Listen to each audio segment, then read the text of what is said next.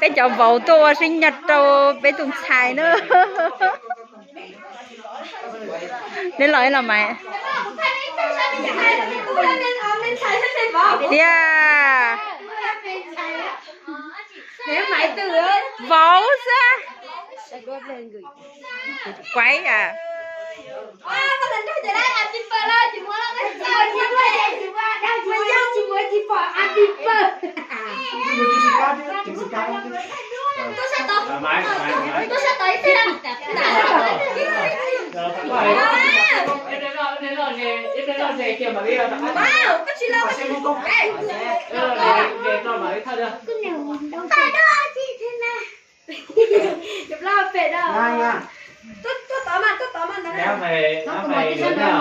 không có gì rồi, không có gì rồi. Khả năng là nếu là anh khả năng anh có thể tiếp đến cái này đâu. Cho nó em tay mình sẽ coi là gì có thể. Đúng không? Chỉ mua chỉ không nó chỉ là happy birthday mua chỉ là đấy rồi đó. Gì tối cho tối cho tiểu nó bay á. Rồi cho tối cho khỏi cho tiểu nó bay á. Em là rất là nhiệt tình. Em là rất là nhiệt tình cho bà con. Rồi tay cái bỏ cho kẹo cho nó tự tâm. xài chứ vấu đó nữa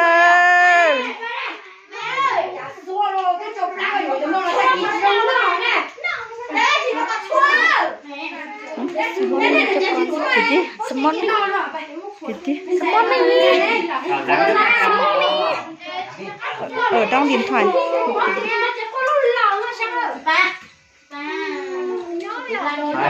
làm một cái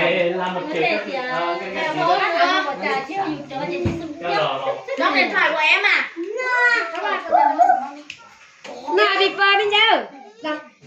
Lâu rồi nói bên nào bị bơi mà phải chế nào. Cái bên vai đấy.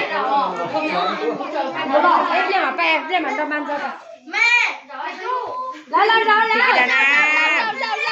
Rồi rồi, chơi trả tuần đến hết rồi rồi. Đã kiên rồi rồi. Cái đầu kêu ai rồi. Cậu ai cái mà chị Thanh? Cậu lấy. Ôi cha đi kìa.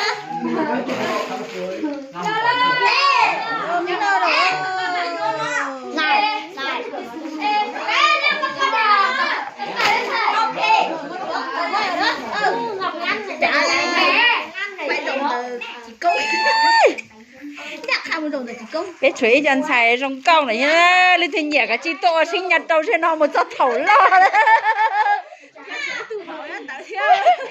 bé giờ chuồn xài chống nó có lên thiên nhẹ cả chi to sinh nhật đâu nè dạ lên thiên nhẹ thế nào để cả chi to sinh nhật đâu nè Chị cả với người cả. Còn lòng thế chỉ tôi cái này. Bây giờ ít khu đợi nha. các bảo ơi để cho chuồn xài trong câu hà nó thiên nhẹ có cả chi to tổ chức sinh nhật đâu trên nó Đấy nhá, không là rau kia chỉ có ít ăn luôn xe rồi mà. Xe luôn có luôn được chẳng chả. rồi cho nó chưa bánh giờ lo cái cho nó chưa bánh giờ lo Bây giờ chỉ là về to Hà Lan nữa. lo Nhà nó tiền cây rồi. Mẹ Hà Lan là ai? Hà Lan của cậu một lông Anh cậu có quen. Xe nữa, xe. Ôm bụng. Ăn lên thêm tọa.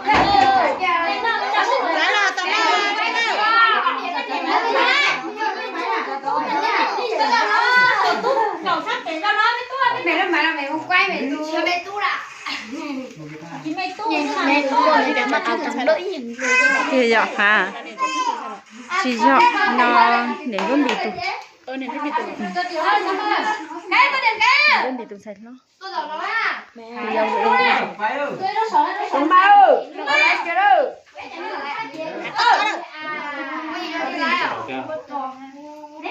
Trên xe cái chứ mà đầu tầm 10 lư sát đó á. Còn con đó. Này, mua đến đâu không được ăn mày nữa nha. Đi mua đến chị mua chị em bên này đây.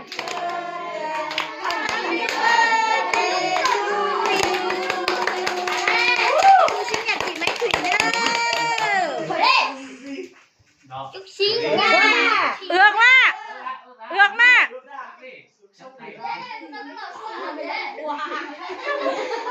À mình thập phú. Chị đừng có rột thua luôn. Thôi đi, thôi đi.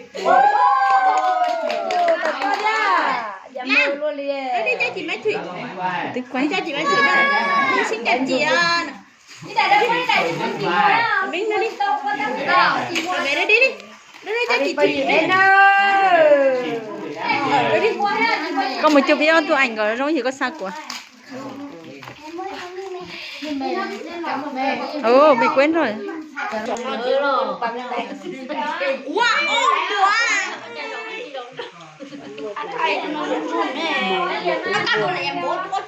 Rồi cho mà một thiên hành là con.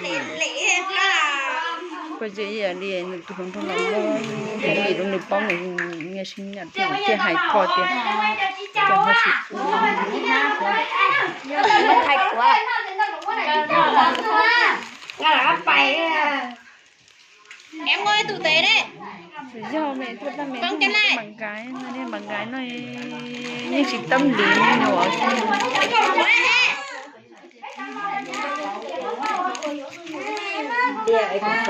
Ta sẽ tự trao nó tụi lo không thế mà ấy chị ơi chả là yêu ok nó tụi nói hết chị chẳng kháng à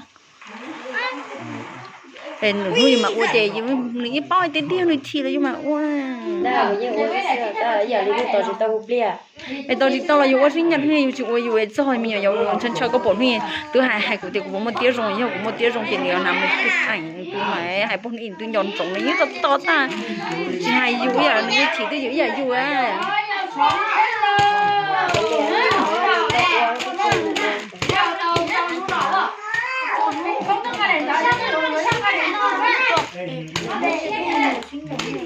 rồi nhau đã biết là tuổi thân Chị cho thằng đâu đôi chân chơi chị à Cho em à.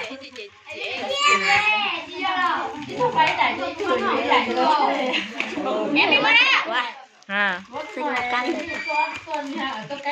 Đi đâu có tụi bạn tao là. em em ăn cái món nào mẹ lấy nào ăn cái này ăn cái này cái này Lọt đâu. Cậu cô xã to. Đi à mẹ em ơi sao tao năm mơ. Sống ơi. Mình lựa đi sao là tao tên này tao là cho luôn rồi. mẹ nào đi Em mẹ đi một cái.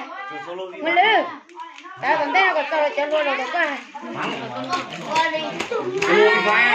nhưng mừng nó là cho bánh cái chỉ cho thành bánh Chia vô. chị có xe đường này bánh nữa chị lại nấu tôi kia đường này học nói tôi đấy Rồi à. Con bằng ít tân tông xe tôi lại chỉ đúng cổ ấy. nha là cho ăn bánh chỉ cho lại bánh chứ nó thế này nó thế ti san rồi tôi sát tiền nhá đâu mà vừa muốn cho dù sát tiền đâu lỡ rồi này nó sát Tôi thấy được kém này tiền này nó đúng không? là bao chứ bao chỉ bao no kia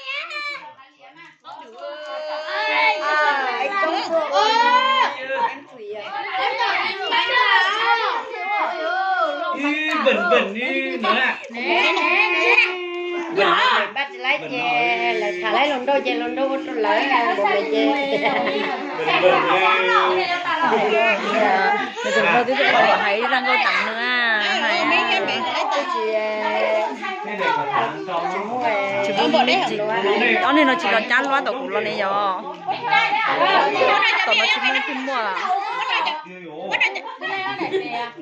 có đâu gì lấy nhỉ bây giờ nói bên nó bánh cái nó một bánh kẹo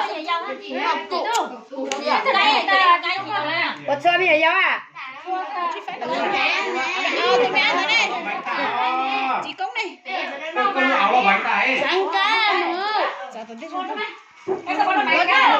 có lúc áo lông bánh nào nó nặng chùa